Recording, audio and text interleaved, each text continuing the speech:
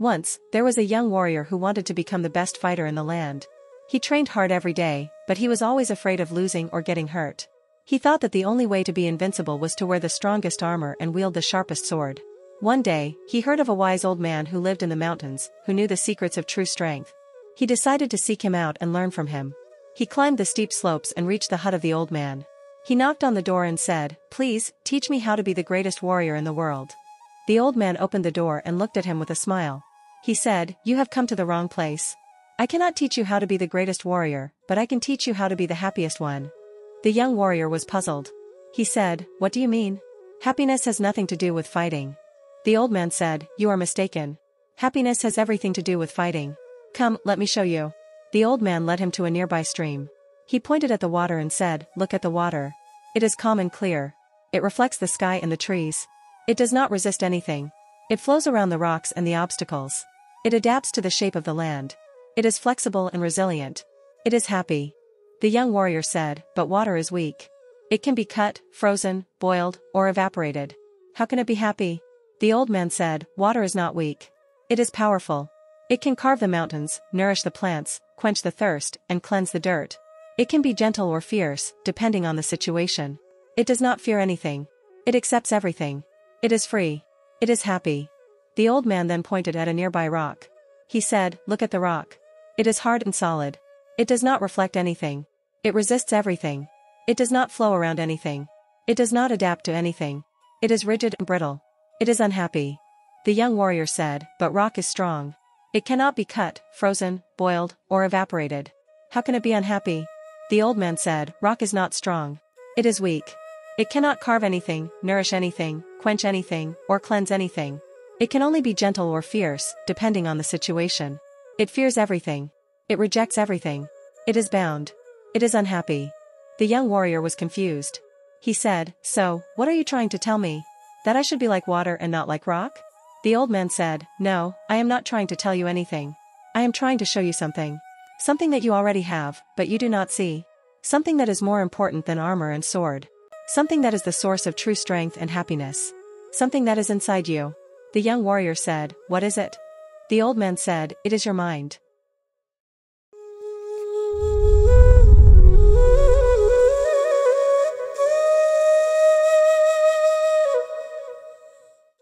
Hello, and welcome to this video on how to fortify your mental armor with Stoicism.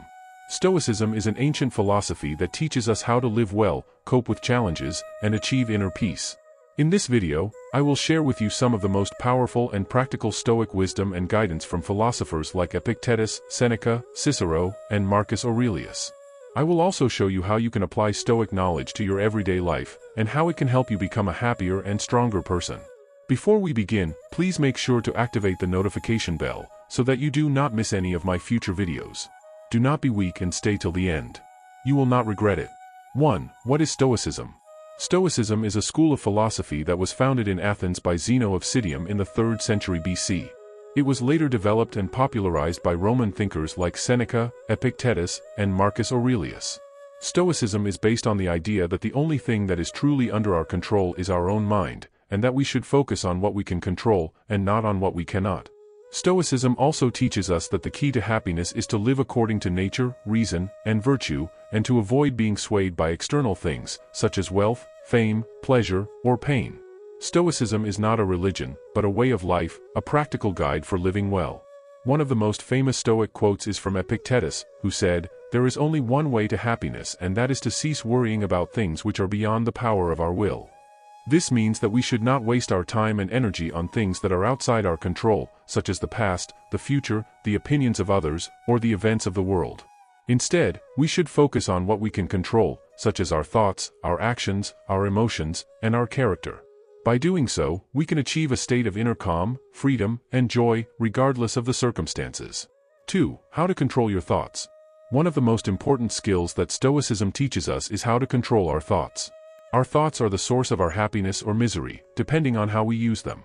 As Marcus Aurelius said, "The happiness of your life depends upon the quality of your thoughts." If we think positively, rationally, and virtuously, we will be happy. If we think negatively, irrationally, and viciously, we will be unhappy. But how can we control our thoughts? The first step is to be aware of them. We need to pay attention to what we think and why we think it. We need to examine our thoughts and see if they are true, useful, and good. We need to question our assumptions, challenge our beliefs, and correct our errors. We need to be honest with ourselves and not deceive ourselves with false or distorted thoughts. The second step is to change our thoughts. We need to replace our negative, irrational, and vicious thoughts with positive, rational, and virtuous ones. We need to use our reason, our logic, and our evidence to find the truth and to align our thoughts with reality. We need to use our will, our discipline, and our courage to act on our thoughts and to follow our principles. We need to use our wisdom, our judgment, and our conscience to choose the right thoughts and to avoid the wrong ones.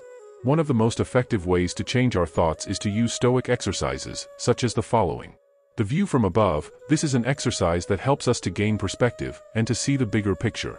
It involves imagining ourselves rising above our situation and looking at it from a higher point of view. We can imagine ourselves looking at our life from the top of a mountain, from the sky, from the moon, or from the stars. We can then see how small and insignificant our problems are, compared to the vastness and beauty of the universe. We can also see how connected and interdependent we are with everything else, and how we are part of a larger whole. This exercise can help us to reduce our stress, to appreciate our life, and to feel gratitude and awe. The dichotomy of control. This is an exercise that helps us to distinguish between what is in our control and what is not. It involves dividing our thoughts, our actions, and our emotions into two categories, those that depend on us and those that do not. We can then focus on the former and ignore the latter. We can also prepare ourselves for the possible outcomes of the latter and accept them with equanimity. This exercise can help us to reduce our anxiety, to increase our confidence, and to feel peace and freedom. The premeditation of evils. This is an exercise that helps us to anticipate and cope with difficulties, and to prevent or minimize their impact. It involves imagining the worst-case scenarios that could happen to us, and how we would deal with them. We can then prepare ourselves mentally, emotionally, and practically for the challenges that we might face. We can also remind ourselves of the benefits that we can gain from them, such as learning, growth, and resilience. This exercise can help us to reduce our fear, to increase our courage, and to feel strength and optimism. 3. How to control your emotions. Another important skill that Stoicism teaches us is how to control our emotions. Our emotions are the result of our thoughts, and how we interpret the events that happen to us. As Seneca said, we are more often frightened than hurt, and we suffer more from imagination than from reality. If we think that something is good or bad, we will feel joy or sorrow. If we think that something is desirable or undesirable, we will feel love or hate. If we think that something is fair or unfair, we will feel anger or gratitude. But how can we control our emotions? The first step is to understand them. We need to know what emotions are, and why we feel them. We need to know the causes, the effects, and the functions of our emotions. We need to know the benefits, the drawbacks, and the dangers of our emotions. We need to know the types, the degrees, and the variations of our emotions. We need to know ourselves, and our emotional tendencies. The second step is to manage them. We need to regulate, moderate, and balance our emotions. We need to use our reason, our judgment, and our self-control to prevent our emotions from becoming excessive, harmful, or irrational. We need to use our virtue, our values, and our goals to guide our emotions towards what is good, right, and meaningful. We need to use our experience, our reflection, and our feedback to learn from our emotions and to improve our emotional intelligence. One of the most effective ways to manage our emotions is to use stoic exercises, such as the following. The cognitive distancing. This is an exercise that helps us to detach ourselves from our emotions and to see them objectively. It involves changing the way we talk to ourselves and using the third person instead of the first person. For example, instead of saying, "I am angry," we can say, "He is angry." This way, we can reduce the intensity and the impact of our emotions, and we can analyze them more rationally. We can also ask ourselves questions, such as, why is he angry? Is his anger justified? How can he calm down? And what can he do to solve the problem? This exercise can help us to reduce our impulsivity, to increase our self-awareness, and to feel more in control. The voluntary discomfort. This is an exercise that helps us to overcome our emotions and to become more resilient. It involves exposing ourselves to situations that cause us discomfort, such as cold, heat, hunger, thirst, pain, or fear. We can then practice enduring them and accepting them with courage and patience. We can also remind ourselves of the benefits that we can gain from them, such as health, fitness, endurance, and confidence. This exercise can help us to reduce our attachment, to increase our tolerance, and to feel more empowered. The negative visualization, this is an exercise that helps us to appreciate our emotions and to become more grateful. It involves imagining that we lose something or someone that we value, such as our health, our wealth, our friends, or our family. We can then realize how much we love them and how lucky we are to have them. We can also remind ourselves of the impermanence and unpredictability of life and how we should cherish every moment. This exercise can help us to reduce our complacency, to increase our gratitude, and to feel more joyful. 4. How to control your actions. The third important skill that Stoicism teaches us is how to control our actions. Our actions are the expression of our thoughts and our emotions, and how we interact with the world. As Cicero said, the life of the wise man is in perfect harmony with nature, and his actions are guided by reason. If we act wisely, rationally, and virtuously, we will be successful. If we act foolishly, irrationally, and viciously, we will be unsuccessful. But how can we control our actions? The first step is to plan them. We need to have a clear vision of what we want to achieve, and why we want to achieve it. We need to have a realistic assessment of our situation, and what we can do about it. We need to have a specific strategy of how we will achieve our goals, and what steps we will take. We need to have a contingency plan of what we will do if things go wrong, and how we will cope with them. We need to have a time frame of when we will start, and when we will finish. The second step is to execute them. We need to act according to our plan, and not deviate from it. We need to act consistently, persistently, and diligently, and not give up or procrastinate. We need to act responsibly, honestly, and respectfully, and not harm or deceive anyone. We need to act with excellence, quality, and efficiency, and not settle for mediocrity or waste. We need to act with courage, confidence, and enthusiasm, and not be afraid or discouraged. One of the most effective ways to execute our actions is to use stoic exercises, such as the following. The role model, this is an exercise that helps us to emulate the actions of someone who we admire, and who has achieved what we want to achieve. It involves studying their biography, their philosophy, and their habits, and learning from their successes and failures. We can then imagine ourselves being in their shoes, and asking ourselves what they would do in our situation. We can also ask ourselves how they would judge our actions, and what advice they would give us. This exercise can help us to improve our skills, to increase our motivation, and to feel more inspired. The self-monitoring, this is an exercise that helps us to evaluate our actions, and to measure our progress. It involves keeping a record of our actions, and their outcomes, and reviewing them regularly. We can then compare our actions with our plan, and see if we are on track, or if we need to adjust. We can also compare our actions with our standards, and see if we are satisfied, or if we need to improve. We can also compare our actions with our values, and see if we are aligned, or if we need to change. This exercise can help us to improve our performance, to increase our accountability, and to feel more satisfied. The self-reward, this is an exercise that helps us to reinforce our actions, and to maintain our momentum. It involves rewarding ourselves for our actions, and their outcomes, and celebrating our achievements. We can reward ourselves with something that we enjoy, such as a treat, a gift, or a compliment. We can also reward ourselves with something that we value, such as a recognition, a praise, or a gratitude. We can also reward ourselves with something that we need, such as a rest, a break, or a relaxation. This exercise can help us to improve our mood, to increase our self-esteem, and to feel more happy. 5. How to live according to nature, reason, and virtue. The fourth and final skill that Stoicism teaches us is how to live according to nature, reason, and virtue. These are the three pillars of Stoicism, and the foundation of a good life. As Marcus Aurelius said, live a good life. If there are gods and they are just, then they will not care how devout you have been, but will welcome you based on the virtues you have lived by. If there are gods, but unjust, then you should not want to worship them. If there are no gods, then you will be gone, but will have lived a noble life that will live on in the memories of your loved ones. But what does it mean to live according to nature, reason, and virtue? It means to live in harmony with ourselves, with others, and with the universe.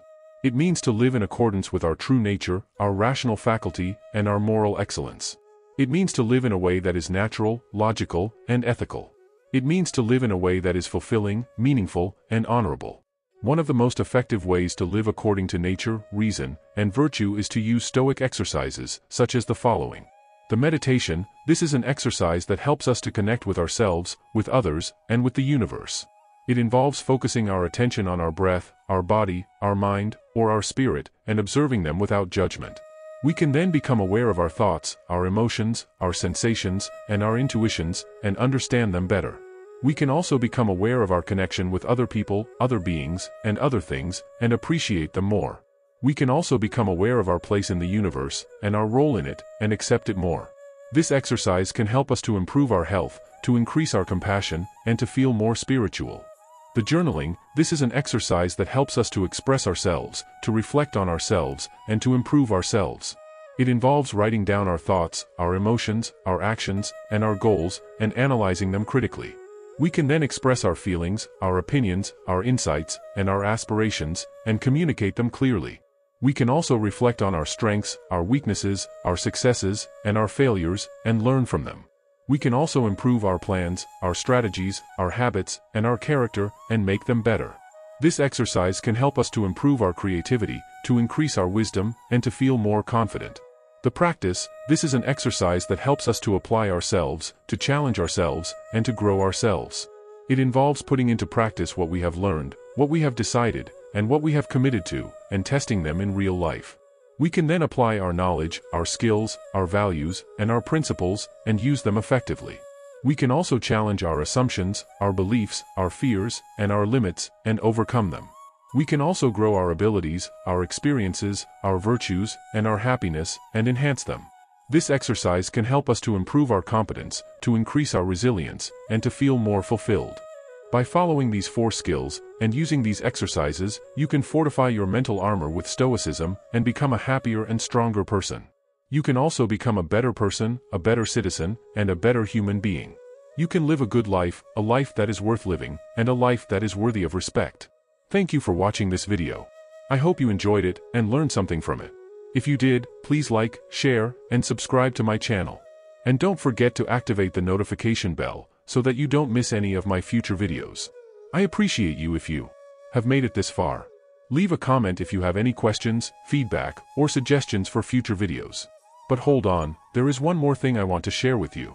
Remember the story I told you at the beginning of this video, about the young warrior and the old man? The old man said that the source of true strength and happiness is inside us, and that it is our mind. He also said that we can fortify our mental armor with stoicism, by controlling our thoughts, our emotions, our actions, and our life. He then taught the young warrior how to do that, by using stoic exercises, such as the view from above, the dichotomy of control, the premeditation of evils, the cognitive distancing, the voluntary discomfort, the negative visualization, the role model, the self-monitoring, the self-reward, the meditation, the journaling, and the practice. The young warrior listened carefully, and learned a lot. He then thanked the old man, and left his hut. He went back to his village, and applied what he had learned. He became a happier and stronger person, and a better warrior. He also became a better person, a better citizen, and a better human being. He lived a good life, a life that was worth living, and a life that was worthy of respect. And that, my friends, is the end of the story. And the end of this video. I hope you enjoyed it, and learned something from it. And I hope you will fortify your mental armor with stoicism, and live a good life. Thank you for watching, and until next time, stay strong, stay happy, and stay stoic.